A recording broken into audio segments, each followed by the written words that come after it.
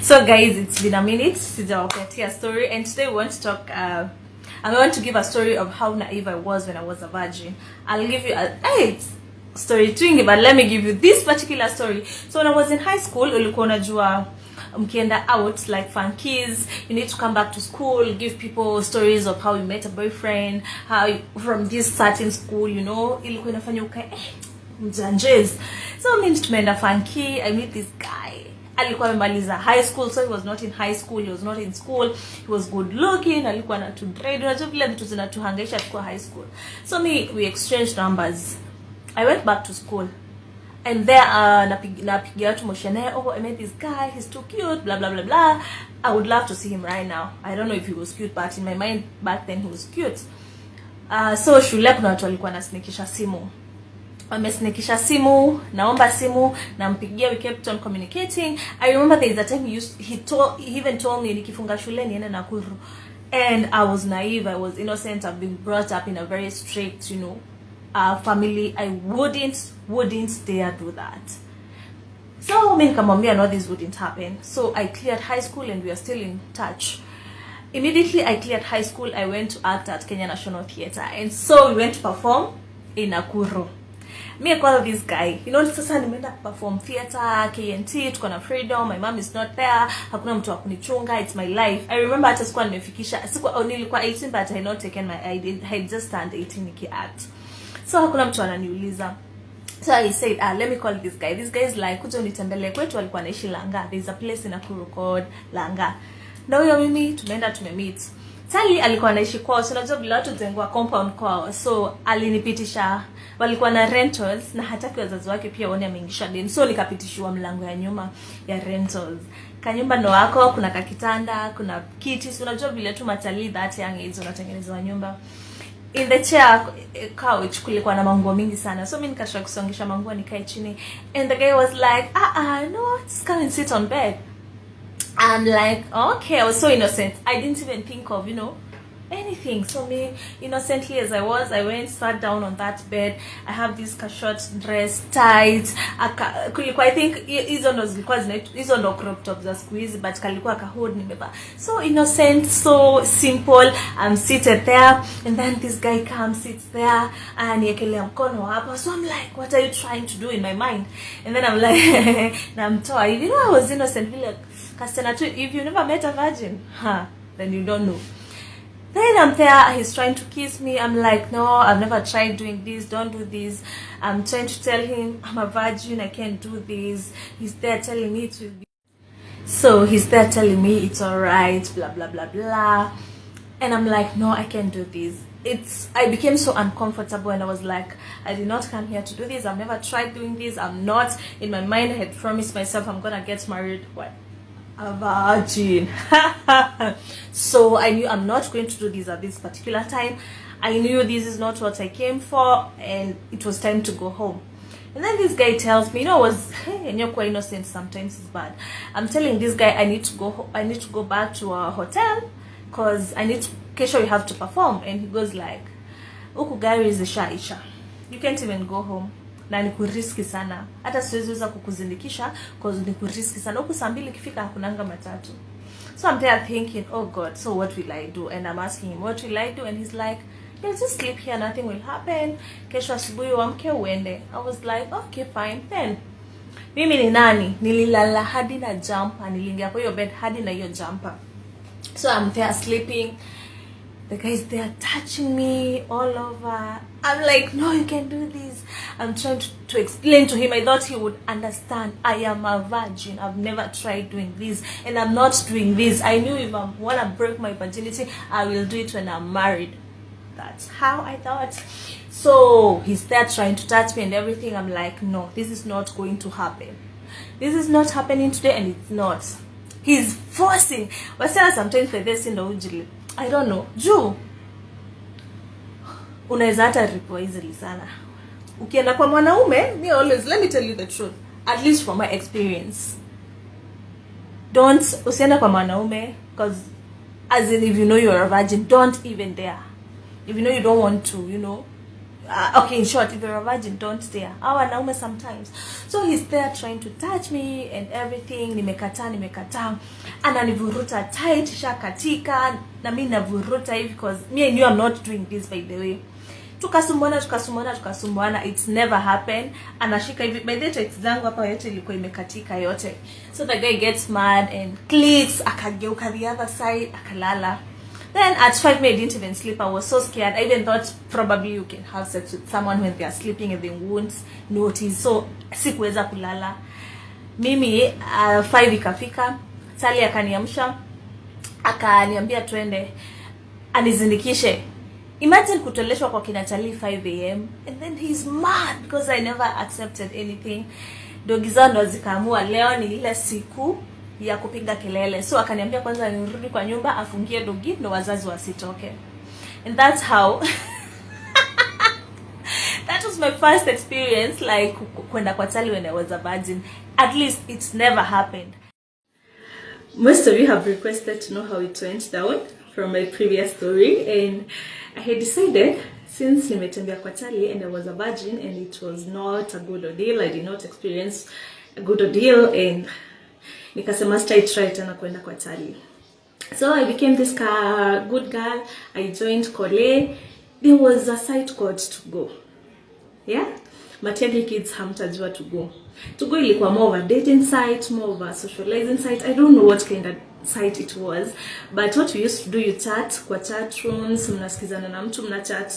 Watu wengi kaa uko Nairobi utachat na watu wenye wako Nairobi kaa uko Kiambu hivyo. So ukichat na mtu mnaweza enda private, mwanza kuchat private.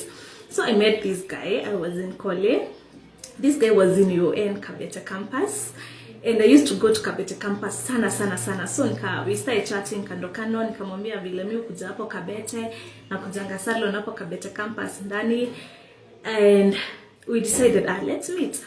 So I met this guy and we started being good friends. He would come cause salon ilikuwa ya auntie yangu, angekuja nikibomolewa nywele asaidia auntie kunibomoa. In my auntie's eyes zilikuwa on my case. So alikuwa ananiambia huko campus siku zuri and I know you're very innocent, staki wewe go na vijana wa campus. So my aunt was very strict.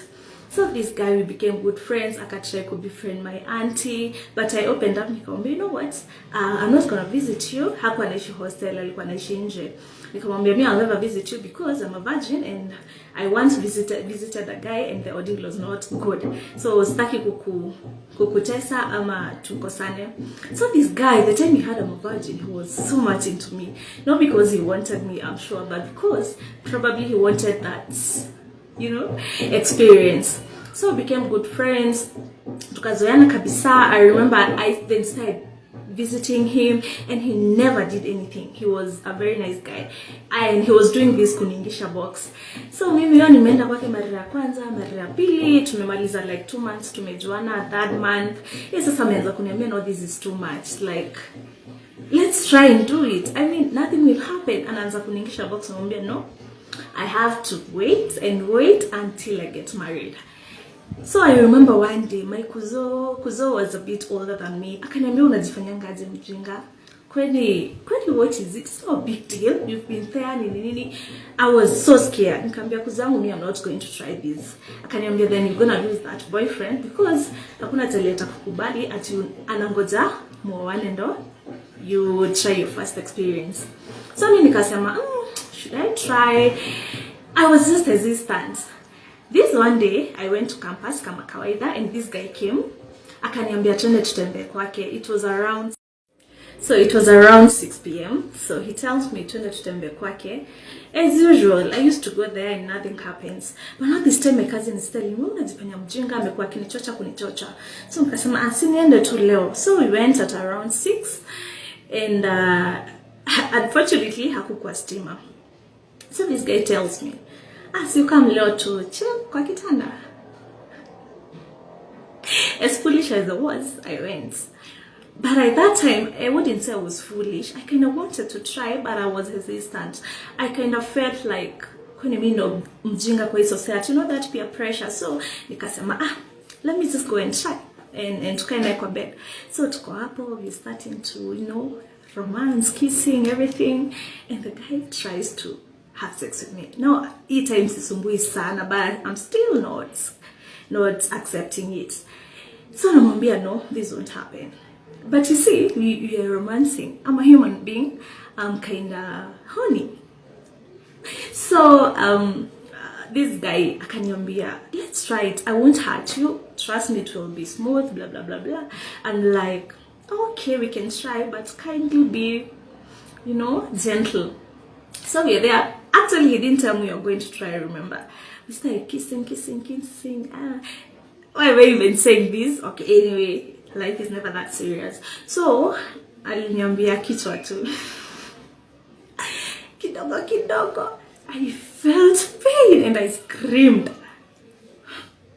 Nikapiga nduru, and then he was like, what's up? No, it's so painful. Me, I'm not going to try this. Like, I felt that pain. Is that what people say sex is fun? It's not even fun. It's so painful. I'm not trying it. So I can give up, but he was like, let me try first step. So kutakuwa na another step.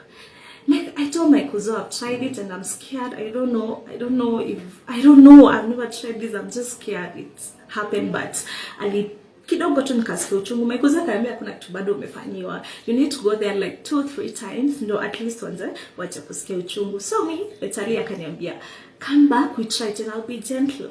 I went the second time. The second time, he was gentle, but again, I felt pain. I couldn't stand it. That time we decided, you know what, let's try it. And this time, I'm going to feel pain and nitavumilia. So we tried it. I felt the pain na nikavumilia. That's how my nini ya kuolewa nikuwa virgin ilipotea. So guys, from that day, mimi ndo nilikuwa natafuta huyo chali. I know, right? Mimi ndo nilikuwa namtafuta. But as we say, things happen, and the one who breaks your virginity is not the one who's gonna marry you. So that's how it happened. And that's how my virgin chronicle in the end. The reason sometimes I open up into my personal life, I know not everyone would open up to such and give stories about their personal life. It's not because I'm shy. It's not because I regret a thing. I don't regret a single thing I've done into my life. Whether nimekosea in the past, whether I don't, because I know we do things to learn. Most time what we say, we learn from other people's mistakes. No. Most of the time we learn from our own mistakes. But especially the young girls, young people, if mnaweza sikiza learn from such mistakes, yeah? Maybe you're there and you say, me, I want to get married when I'm a virgin. Wacha nikwambie, watu wengi watakwambia ni ufala, si ufala. Stand with what you want. Maybe because of peer pressure, na watu kufanya nione nikiwa mjinga, watu kufanya nione like I don't, run in this society, ilifanya ni dream yangu ya what I wanted ended that wastage. So for me to share my life experience, my life stories is, I know naweza kosa ku encourage mtu moja, naweza kosa naweza kosa ku encourage watu mia, but mtu tu moja learn from me. And for young girls, don't fall into peer pressures. Najua zinakuanga mingi sana. If you want to get married ukuwa virgin, it's possible, very very possible. By the way, just stand still, simama na msimamo wako, no matter what people say, no matter what people do in campus, in colleges, high schools. Don't fall into peer pressures. Wewe simama tu na msimamo wako, and in future you will be grateful. So that's why sometimes I open up and share a lot of my life experience, because I know I did not learn from other people's mistakes. I've learned from my own mistakes, but I would love someone else to learn from my mistake, or rather someone else's mistake, but not their mistakes. Have a wonderful, wonderful Sunday, and more stories coming. Keep it tuned here. Bye guys.